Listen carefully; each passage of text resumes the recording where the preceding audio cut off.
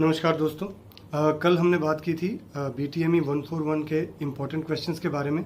तो हम लोगों ने क्वेश्चन 1 उसका रिवाइज कर लिया था एक बार, क्वेश्चन 2 उसका भी हमने रिवाइज कर लिया था, और जो तीसरा क्वेश्चन है जिसके कि 3 पार्ट थे, जिसके बारे में शॉर्ट नोट्स लिखने थे 2x10 मार्क्स के जो थे, उसमें ओपन स्काई पॉलिसी हमने कल कर ली थी। तो आज हम लोग करेंगे सेकंड वाला जो ऑप्शन था ICAO यानी जो बी ऑप्शन था, उसके बारे में अगर आपको लिखने के लिए कहा जाए तो आप कैसे लिखेंगे उसके बारे में।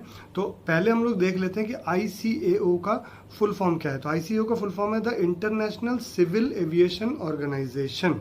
यानी सिविल एविएशन हो गया, तो एक तो हो गया सरकारी एविएशन, एक हो गया सिविल एविएशन। या जो भी जितने भी सिविल एविएशन यानी उसमें दुनिया के जितने भी आपके जो प्राइवेट हो गए और जो आपके गवर्नमेंट हो गए, जितने भी आपके एयरलाइंस हैं जो जुड़े हुए हैं इस एसोसिएशन के साथ उनको मिलाकर कहा जाता है कि इंटरनेशनल सिविल एविएशन ऑर्गेनाइजेशन यानी ICAO was created with a multilateral effort in the Convention on International Civil Aviation in Chicago। तो शिकागो में थोड़ा सा याद रख लीजिएगा, इंटरनेशनल सिविल एविएशन C से होता है, शिकागो C से होता है, यानी civil aviation CI, Chicago CHI। ठीक है, तो ये थोड़ा सा आपको याद रहेगा कि international civil aviation organisation ICAO, अंतर्राष्ट्रीय सिविल एविएशन ऑर्गेनाइजेशन जो भी है, संस्था है जो ये शिकागो में एक कन्वेंशन, एक मीटिंग हुई थी, एक कॉन्फ्रेंस हुआ था, जिसमें मल्टीलैटरल एफर्ट, बहुत लोगों ने, बहुत से देशों ने मिलकर जब एफर्ट लगाया, कोशिश की, तब जाके ये वाला ऑर्गेनाइजेशन बना। तो the convention superseded all the existing multilateral treaties on civil aviation, that is the Paris Convention of 1919 and the Havana Convention of 1928। तो यहाँ पे क्या हुआ कि जो जितने भी पहले के जो एग्रीमेंट्स थे आपस, मतलब यानी जो ट्रीटीज थी, यानी जो जिसको कहते हैं एग्रीमेंट्स, जो आपस में एक एक देश के, तुम्हारे मेरे साथ, तो एक उनका एक अलग ऑर्गेनाइजेशन हुआ करता था, जो कि आपका पेरिस कन्वेंशन में हुआ था 1919 में, और हवाना कन्वेंशन 1928 में। तो ये उसको भी पार कर गया, इसने उसको पीछे छोड़ा और आगे निकल गया ये। The agreement was signed by 52 Nations on 7 दिसंबर 1944, यानी 7 दिसंबर 1944, 7 दिसंबर 1944 को ये 52 देशों ने मिलकर ICAO का गठन किया, यानी उन्होंने सबने सहमति दी और साइन कर लिए। But it started operating on 4 अप्रैल 1947। बेशक इसमें सहमति 7 दिसंबर 1944 को आ गई थी, लेकिन इसको ऑपरेट जब चालू किया गया वो 4 अप्रैल 1947। अब देखिए, याद रखने के लिए मैं आपको सिंपल सा तरीका बता देता हूँ। ये मेरा तरीका है कि 7 दिसंबर 1944 1944, तो 1944 जो हो गया, उसमें अगर हम देखें तो 1 और 9, अब सबको मालूम है कि 19वां साल जो भी है, ठीक है। अब उसके बाद 1944, तो 7 दिसंबर, यानी कि 7 आपको याद रखना है, 7 का डबल कितना होता है 14, तो 194, यानी 1 और 4 के बीच में 9 है, तो 1944। आपको 19 तो याद रखना ही रखना है, कौन सा साल है। अब पहले 1 है, फिर 9 है, फिर उसके बाद 4, यानी 7 दिसंबर, और ये हो गया आपका 14, यानी 7 का डबल जो हो गया 14, 1944। एक और 4 उसमें जोड़ दीजिए, यानी जो 4 आपका बाद में है उसी के साथ एक और 4, यानी 1944। तो आपको अब याद रह जाएगा कि 7 दिसंबर को ये घटना घटी थी, और कौन से साल में, 1944। तो 1900 कौन सा साल, 44, यानी 7 का डबल 14, यानी 1944 के 1 और 4, और एक और 4 हमने लगा दिया साहब, 1944। और दूसरा जो है, जब से इसने ऑपरेट चालू किया 4 अप्रैल, सबको मालूम है 1 अप्रैल फूल डे होती है, ठीक है। तो उस हिसाब से आप लोग याद रख लें कि 4 अप्रैल का महीना, जब अप्रैल फूल होता है आदमी 1 अप्रैल को, तो उसके ठीक 3 दिन बाद, यानी 4 अप्रैल 1947, ये आपको याद रह जाएगा, क्योंकि हमें स्वाधीनता मिली थी 1947 में। 1947 से इसने काम चालू किया था ICAO ने, यानी इंटरनेशनल सिविल एविएशन ऑर्गेनाइजेशन ने। तो ICAO is a UN specialised agency, ये यूनाइटेड नेशन की स्पेशलाइज खास एक एजेंसी है ICAO, linked to the economic and social council, जो इकोनॉमिक और सोशल काउंसिल है पूरी दुनिया की, ठीक है, जो आर्थिक और सामाजिक काउंसिल है इस पूरी दुनिया की, उसके साथ ये जुड़ी हुई है हमेशा। The headquarter of ICAO is located in the Quartier International of Montreal, Quebec, Canada. तो कहाँ पे जुड़ा या कहाँ पे इसका हेडक्वार्टर है, आपको ये याद रखना होगा। हेडक्वार्टर कहाँ पर है? Quartier International of Montreal. अब देखिए हेडक्वार्टर कहाँ पर? क्वार्टियर, हेडक्वार्टर क्वार्टियर, क्वार्टर क्वार्टियर, ठीक है। तो आपको याद रह जाएगा कैसे कि ICAO का हेडक्वार्टर कहाँ पर है? Quartier International of Montreal, Quartier International of Montreal, Quebec, Canada. आप कनाडा भी लिख सकते हैं, आपको कनाडा अगर याद रहता है तो आप कनाडा भी लिख सकते हैं। कनाडा में इसका जो है वो हेडक्वार्टर है, ICAO का headquarter Canada. It is funded and directed by 193 national government, 193 देश, 193, यानी कैसे याद रखिएगा, कुछ देर पहले हमने क्या पढ़ा, 1944 में ये इसको साइन किया था 52 देशों ने। तो 1944 है ना, अब 1944 में से अगर 4 में से 1 माइनस कर दो क्या हो जाता है? 3, तो 193, तो 193 देश, आपको याद रहेगा 193 देश इसमें फंडिंग करते हैं, पैसा डालते हैं उसमें और उसको चलाते हैं for cooperation in air transport. जो पूरी दुनिया में जो एयर ट्रांसपोर्ट है, जो हवाई यातायात है और उसका जो यात्राएं हैं उसको पूरा कोऑर्डिनेट करते हैं वो लोग। To oversee and regulate the development of international, की अंतर्राष्ट्रीय हवाई यातायात को और कैसे डेवलप किया जा सके, उसे और कैसे अच्छा किया जा सके। ICAO is working with a mission to serve countries of international civil aviation. ये सिविल एविएशन में जितने भी देश जुड़े हुए हैं उनके डेवलपमेंट के लिए ICAO काम करता है, उनके बढ़ोतरी के लिए काम करता है। It develops policies and standards to undertake compliance audits, provides assistance, performs studies and analyzes and builds aviation capacity with the cooperation of the member countries and stakeholders. ICAO का मिशन क्या क्या है? Serve countries of international civil aviation बता दिया। It develops policy, ये नई नई पॉलिसियों को तैयार करता है ICAO, ठीक है। किसमें? एविएशन में, सिविल एविएशन में। हमेशा याद रखिएगा इंटरनेशनल सिविल एविएशन जो नई नई पॉलिसीज लेके आता है, तैयार करता है। And standards to undertake compliance. अब कॉम्प्लियंस का मतलब मुझे नहीं मालूम था, बट मैंने डिक्शनरी से जो देखा, and evaluation of whether the company is working under set standards, यानी कि ये देखती है ICAO कि जो स्टैंडर्ड्स या जो नियम या जो कानून लागू किए गए हैं इंटरनेशनल सिविल एविएशन पे, उसके अनुसार ये हर कोई काम कर रहा है कि नहीं, उससे बाहर तो कोई नहीं जा रहा, ये देखती है। अच्छा, प्रोवाइड्स असिस्टेंस, ये हर एयरलाइंस को असिस्टेंस यानी सहयोग प्रदान करती है। परफॉर्म स्टडीज़, इनके बारे में स्टडीज़ करती है, सर्वेस करती है, पढ़ाई करती है कि कहीं क्या और क्या कर सकते हैं, कैसे अच्छा कर सकते हैं, क्या क्या प्रॉब्लम्स है इसके बारे में। एंड एनालाइज, उनको एनालाइज भी करती है, उनका निरीक्षण भी करती है, परीक्षण भी करती है। And builds aviation capacity with its cooperation of its member countries and stakeholders, और एविएशन कैपेसिटी को बढ़ाती है ताकि हवाई जो यातायात के कैपेसिटी को और बढ़ा देती है अपने साथी मेंबरों के साथ मिलकर, कोऑपरेट करके, और स्टेक होल्डर्स जो इनके यहाँ पे शेयर होल्डर्स हैं उनके साथ मिलकर। तो ICAO established 5 objectives to achieve by 2030, 2030 तक। अब 2030 याद आपको ऐसे रह जाएगा 2030, 2030 यानी 2030 2030। तो ICAO के कुछ ऑब्जेक्टिव्स हैं, यानी उसके कुछ लक्ष्य हैं जिन्हें वो 2030 तक पूरा करेगी। उसमें पहला है सेफ्टी यानी सुरक्षा, to enhance global civil aviation safety, के पूरे वर्ल्ड में सिविल एविएशन में सेफ्टी होनी चाहिए। किसी भी एविएशन के मामले में हर तरह की सेफ्टी को ख्याल रखा जाएगा। It outlines various activities in its global aviation safety plan. तो global aviation safety plan GASP, global aviation safety plan जो है, ग्लोबल एविएशन हम पहले से पढ़ रहे हैं कि पूरे वर्ल्ड में जो एविएशन है, सेफ्टी प्लान SP, तो GASP उसमें अलग अलग आउटलाइंस को ये तैयार कर रही है।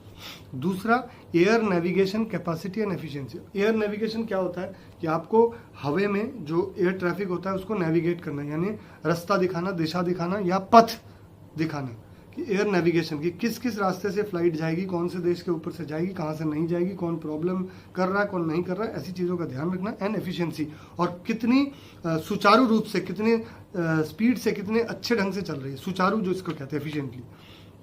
to increase the capacity and upgrade the air navigation infrastructure to improve the efficiency of the global civil aviation system। वही जो मैंने कहा कि पूरे दुनिया भर में, पूरे विश्व भर में, ब्रह्मांड में ये कोशिश करते हैं ये लोग, ताकि कितने सुचारू रूप से पूरा सिविल एविएशन चल सके और उसमें हर तरह की सेफ्टी हो सके, कोई दिक्कत ना आ सके।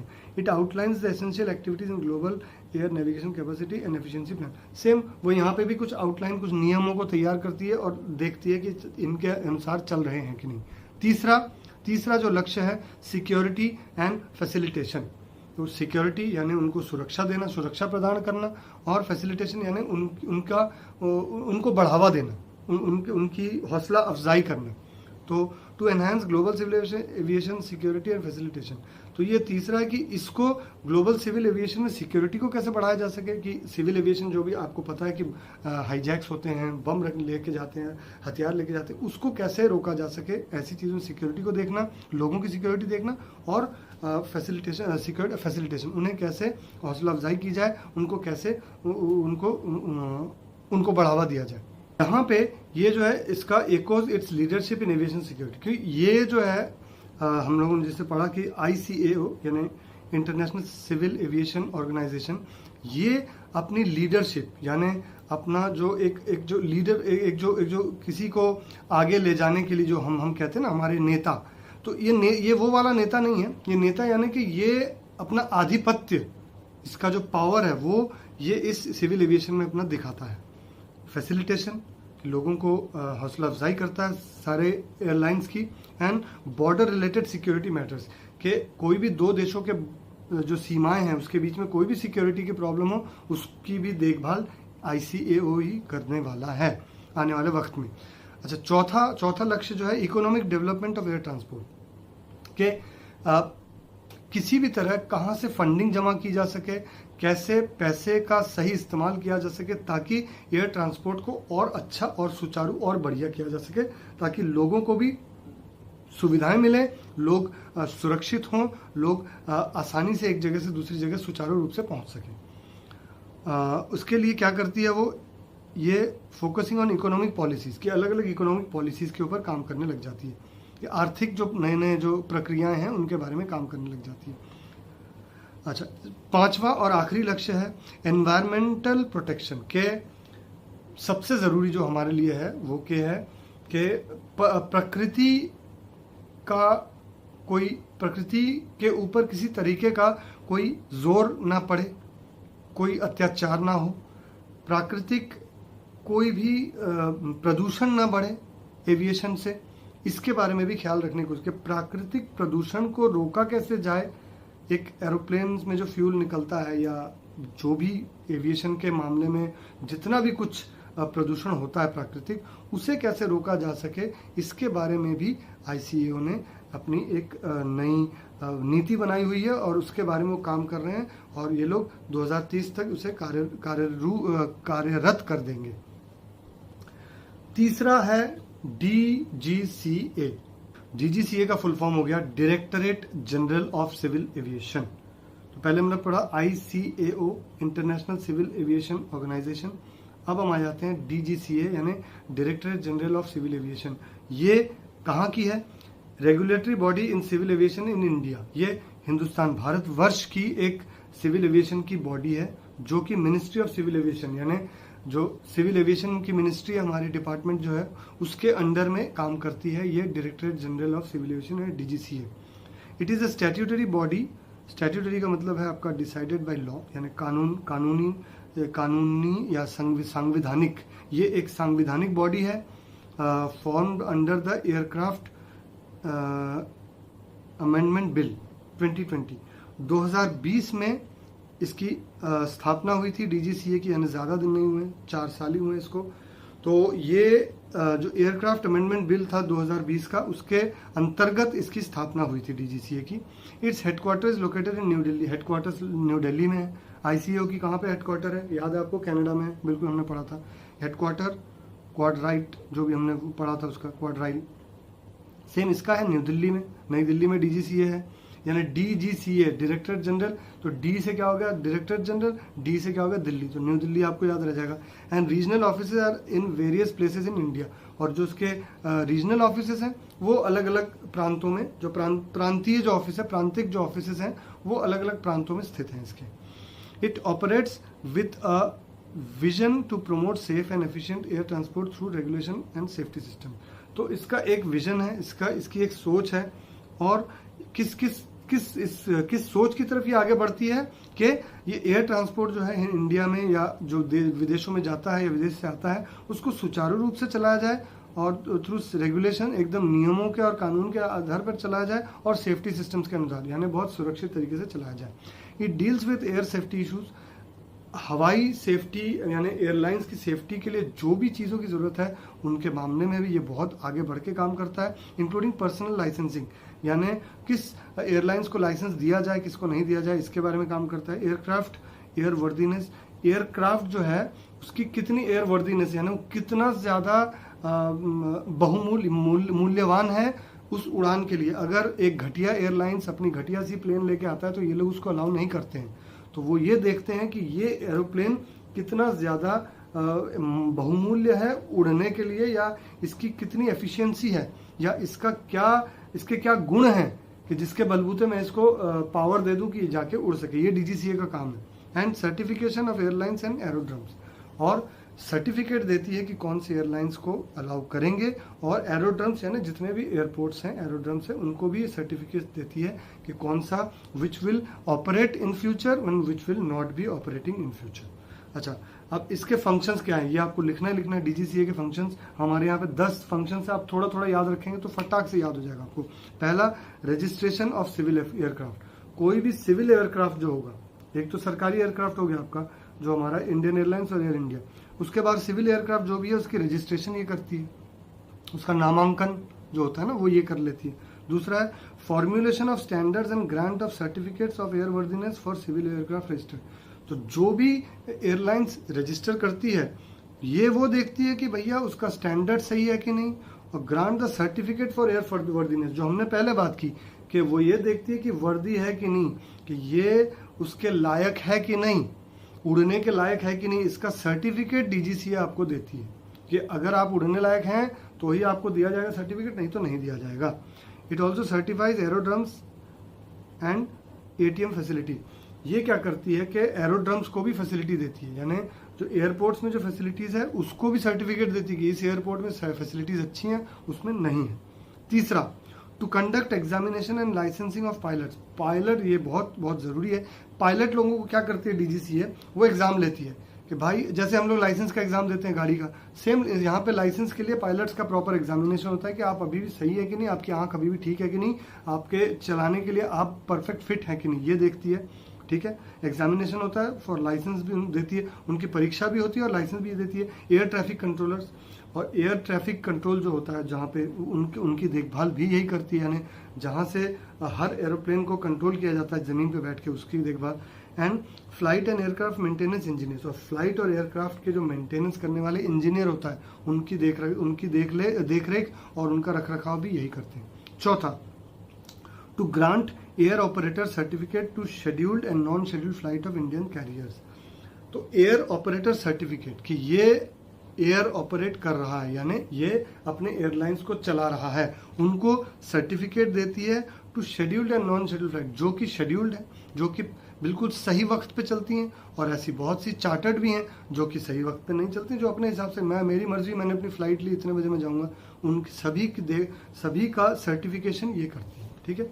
पांचवा, regulation of air transport services operating to from within over India by Indian and foreign operator, क्या करती है, regulation of air transport service, जो एयर ट्रांसपोर्ट सर्विस है उसका पूरा जो रूल्स एंड रेगुलेशंस है, किस नियम से किस तरीके से चलेगी, क्या क्या नियम विधि होगी, कौन कौन सी सुविधाएं दी जाएंगी यात्रियों को, कहाँ कहाँ पे एयरपोर्ट में क्या सुविधाएं होंगी, फ्लाइट में क्या सुविधाएं होंगी, ये सब के सब रेगुलेशंस वो बनाती है। कौन कौन सी फ्लाइट जो कि इंडिया से जाती है या इंडिया से के अंदर आती है या इंडिया टू इंडिया, इंडिया में ही चलती है एक राज्य से दूसरे राज्य में, और जो फॉरेन के ऑपरेटर्स हैं उन जो दूसरे देश के हमने पढ़ा था जो ओपन स्काई वाला जो है कि दूसरे देश के हब यहाँ पे हो सकते हैं, उनके लिए भी ये रेगुलेशंस तैयार करती है।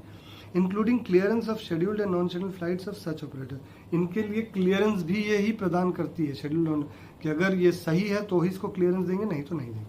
छठा, to investigate accidents of aircraft up to 2250 kg and take accident prevention measures. ये क्या करती है कि जिन एरोप्लेन्स का वजन 2250 kg तक होता है, उनके जो एक्सीडेंट अगर हो जाए, अगर इन्वेस्टिगेट इंसिडेंट्स ऑफ एयरक्राफ्ट, कि कुछ भी अगर इंसिडेंट घटे ऐसे एयरक्राफ्ट में, तो ये उनका इन्वेस्टिगेशन करती है, ये उनकी खोजबीन करती है, वहाँ जाकर ये देखती है कि क्या गड़बड़ थी क्या नहीं थी, and take accident prevention measure, और अगर कुछ भी एक्सीडेंट होने के जो कारण पकड़ में आते हैं आगे से, ताकि वैसा ना हो, उनको कैसे प्रिवेंट किया जा सके, कैसे उनसे बचा जा सके, उनके लिए क्या क्या मेजर्स, यानी कौन कौन से रास्ते हैं, कौन कौन से तरीके हैं, वो बताती है।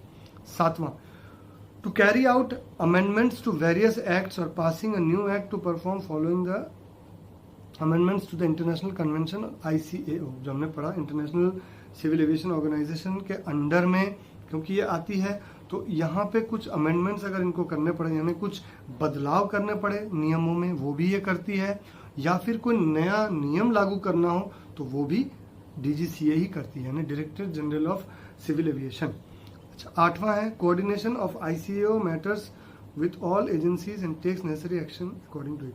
अच्छा, international civil aviation organisation ICAO के साथ कोऑर्डिनेट करती है, यानी मिलकर काम करती है, किन मामलों में कि विथ ऑल एजेंसीज, उसकी जितनी भी एजेंसीज हैं उनके साथ में काम करते हैं, take necessary action according to, और जो भी ज़रूरी पदक्षेप जिसको बोलते हैं, यानी जो भी ज़रूरी काम करना हो इस मामले में, इन लोगों के साथ मिलकर जो भी कदम उठाने हो, जो भी ज़रूरी कदम उठाने हो, वो कदम ये उठा लेती है। ठीक है। अच्छा, उसके बाद according to action according to universal safety oversight audit programme, यानी universal safety oversight audit programme, यानी किसी भी एयरलाइंस की जो सेफ्टी है, यूनिवर्सल सेफ्टी की, पूरे इंडिया, पूरे वर्ल्ड में, पूरी दुनिया में, पूरे ब्रह्मांड में जितने भी एयरलाइंस हैं उन सब की यूनिवर्सल सेफ्टी ओवरसाइट का ऑडिट प्रोग्राम होता है। कि सेफ्टी ओवरसाइट देखा जाता है कि उसके लिए एक अलग से ऑडिट यानी उसका हिसाब होता है, उसकी देखरेख होती है, उसका रखरखाव होता है, उसके बारे में पूरी चर्चा होती है। तो वो सेफ्टी के बारे में जो चर्चा होती है सिविल एविएशन की, उसके बारे में भी ये कोऑर्डिनेट कर लेता है। 9वां, to act as nodal agency for implementing annex 9 provisions in India. To act as nodal agency, nodal का मतलब है, मैंने ये डिक्शनरी से निकाला है, department which has overall responsibility, यानी to act as nodal agency, यानी ये ऐसे डिपार्टमेंट के हिसाब से काम करती है जिसके अंडर में सारे के सारे पावर्स रहते हैं। इंडिया में सारे के सारे पावर्स रहते हैं, पूरी की पूरी रेस्पॉन्सिबिलिटी इसकी रहती है। कुछ होता है तो पूरी जो जिम्मेदारी इसके ऊपर आती है, पूरा जिम्मा इसका रहता है। ठीक है। फॉर इम्प्लीमेंटिंग एनेक्स 9, तो एक लॉ ऑफ सिविल एविएशन का एक लॉ है एनेक्स 9, वो उसके अनुसार ये पूरी की पूरी रिस्पॉन्सिबिलिटी ले लेती है अपने ऊपर कि जो भी कुछ प्रॉब्लम्स होती है उस सबके लिए यही जिम्मेदार ठहराया जाता है। 10वां और आखिरी, grant approval to aircraft design. अब एयरक्राफ्ट का जो डिजाइन होगा, उसका जो किस मॉडल का वो एयरक्राफ्ट होगा, ठीक है, उसकी जो कलाकारी होगी या वो किस तरीके से बनेगा या कैसे दिखेगा, इसके लिए अप्रूवल देती है, यानी छूट देती है, या फिर इसके लिए वो अप्रूव कर देती है, उसको सहमति दे देती है। मैन्युफैक्चरिंग, कैसे मैन्युफैक्चर होगा, यानी कैसे वो एयरक्राफ्ट बनेगा, रिपेयर, उसको कैसे रिपेयर किया जाएगा, कहाँ से किया जाएगा, एंड मेंटेनेंस, और उससे कैसे मेंटेन किया जाएगा। रिपेयर यानी उसको ठीक कैसे किया जाएगा, और मेंटेन यानी उसका रखरखाव कैसे किया जाएगा। तो ये यहीं पे हमारा खत्म होता है। जो तीसरा सवाल था DGCA, तो 3 पॉइंट्स थे, ओपन स्काई पॉलिसी, ICAO और DGCA। ये तीनों आज हमने कंप्लीट कर ली।